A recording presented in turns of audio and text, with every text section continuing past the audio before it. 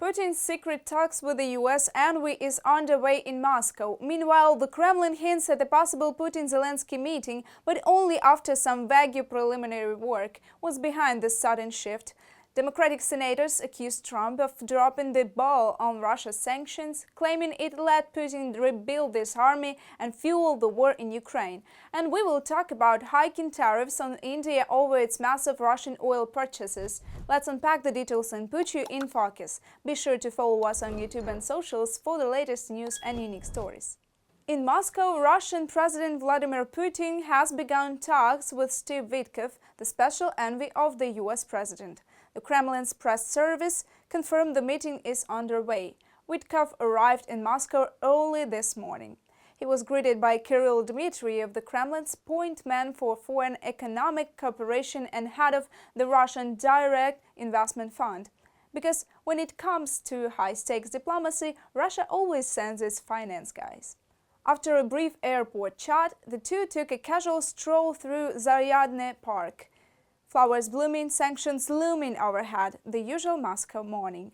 A few hours later, the official sit-down with Putin began. As for the agenda, anyone's guess. In the end, it's Moscow, meetings are held, statements are made, and then silence. But we will mention the results in our News Pulse episode, so don't miss it.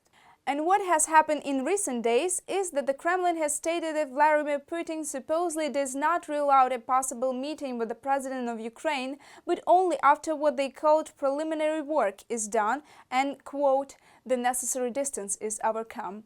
The statement came from the dictator's spokesperson Dmitry Peskov.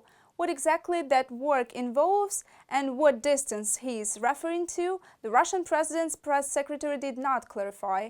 So why is Moscow once again talking about a high-level meeting, and what is the Kremlin really trying to achieve? Watch in our report. Moscow has repeatedly stated that a meeting between Ukrainian President Volodymyr Zelensky and Putin is possible.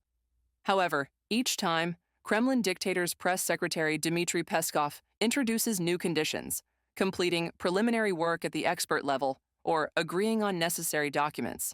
In the West, such rhetoric from Putin and his entourage has long been seen as a political maneuver aimed at keeping negotiations at a technical level and avoiding direct dialogue. Vladimir Putin has said he wants a lasting and stable peace in Ukraine, but given no indication that he is willing to make any concessions to achieve it, after a week in which Russian missiles and drones again caused death and destruction across Ukraine, from a publication by The Guardian.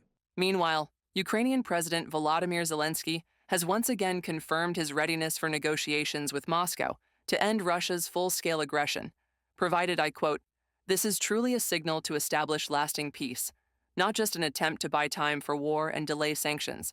Ukraine is ready to work as quickly as possible for peace. We all clearly understand what steps are needed. We understand who in Russia can make decisions. That is why Ukraine, once again, proposes moving from the technical level of negotiations, not exchanging statements, but actually meeting at the leaders' level.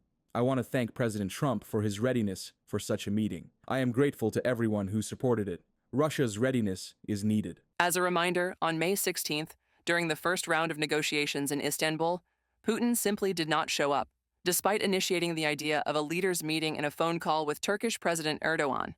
As a result, Ukrainian President Volodymyr Zelensky, heads of ministries and agencies, and hundreds of journalists from around the world arrived in Turkey, while the Kremlin dictator did not even comment on his absence.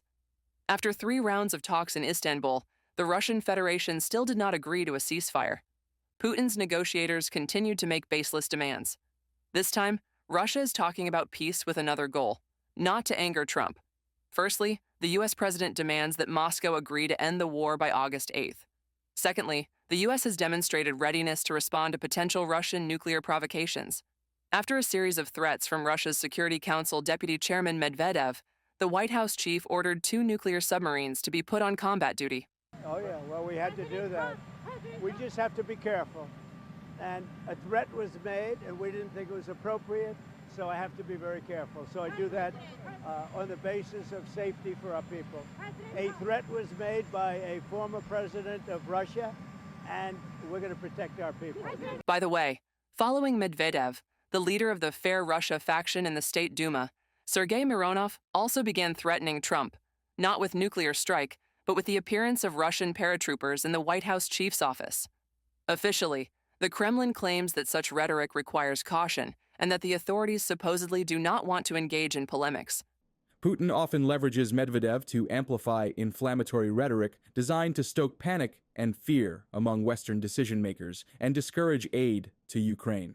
Putin would be able to censor Medvedev's statements should Putin choose to do so, especially considering that the Kremlin coordinates official statements and controls the Russian information space, internet, and media.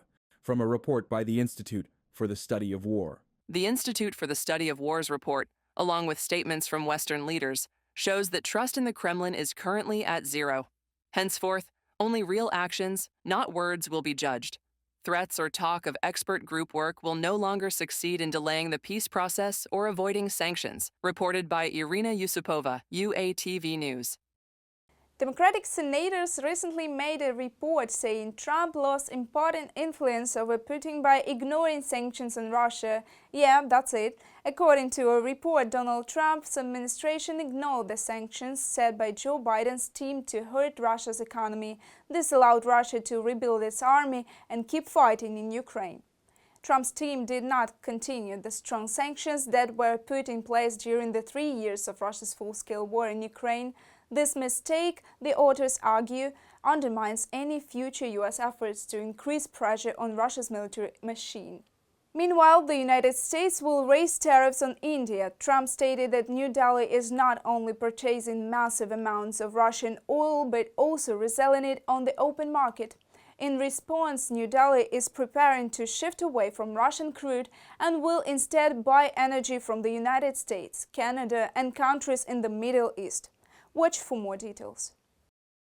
In an effort to force Vladimir Putin to stop the war against Ukraine, the United States is ramping up pressure on one of Russia's key partners, India. President Donald Trump has demanded that New Delhi, the second largest buyer of Russian oil, stop purchasing it. Trump stated bluntly that by financing the Kremlin, India is helping to prolong the war in Ukraine. So what he said very clearly is that it is not acceptable for India to continue financing this war by purchasing the oil from Russia. People will be shocked to learn that India is basically tied with China in purchasing Russian oil. That's an astonishing fact. India portrays itself as being one of our closest friends in the world. Before Russia's full-scale invasion of Ukraine, India bought only 2% of its oil from Russia. Now, Russian crude makes up 35% of India's imports. President Trump has warned countries that continue to buy Russian energy after August 8th will face 100% tariffs. India was quick to respond. The country's largest oil refiner, Indian Oil Corporation, has already secured 7 million barrels of oil from the United States, Canada, and Middle Eastern countries.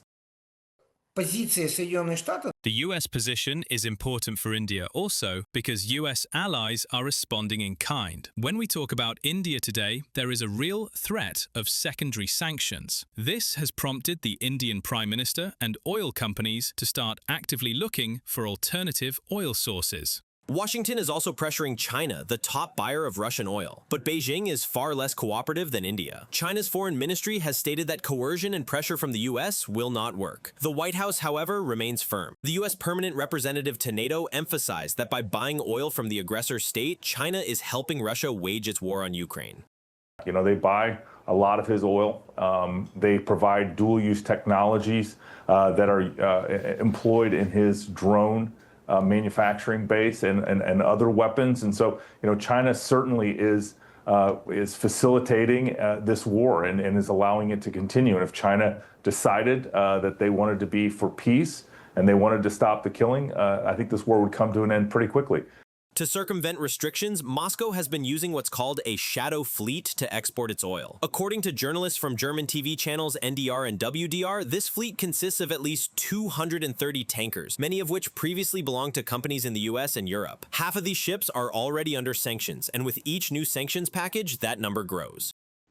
3 sanctions packages have been prepared, and the first one has already been enacted today. Sanctions have been imposed on the captains of Russia's shadow fleet, and we will synchronize all of these packages, with our partners to ensure the pressure is effective across most jurisdictions. I have approved the synchronization of our partners' sanctions in our jurisdiction for next week. All necessary decisions by partners must be mirrored by Ukrainian sanctions. Meanwhile, global oil prices continue to fall. A barrel of Brent crude is now under $70. According to Reuters, futures for Brent have dropped to just over $69. US WTI crude is down to $67. The reason for the drop is OPEC Plus's decision to increase oil production by 547,000 barrels per day starting in September. Reported by Nikita Skobelkov, UATV News. We'd love to hear your thoughts on all of this. Drop them in the comments. Stay in focus with UATV and stay safe.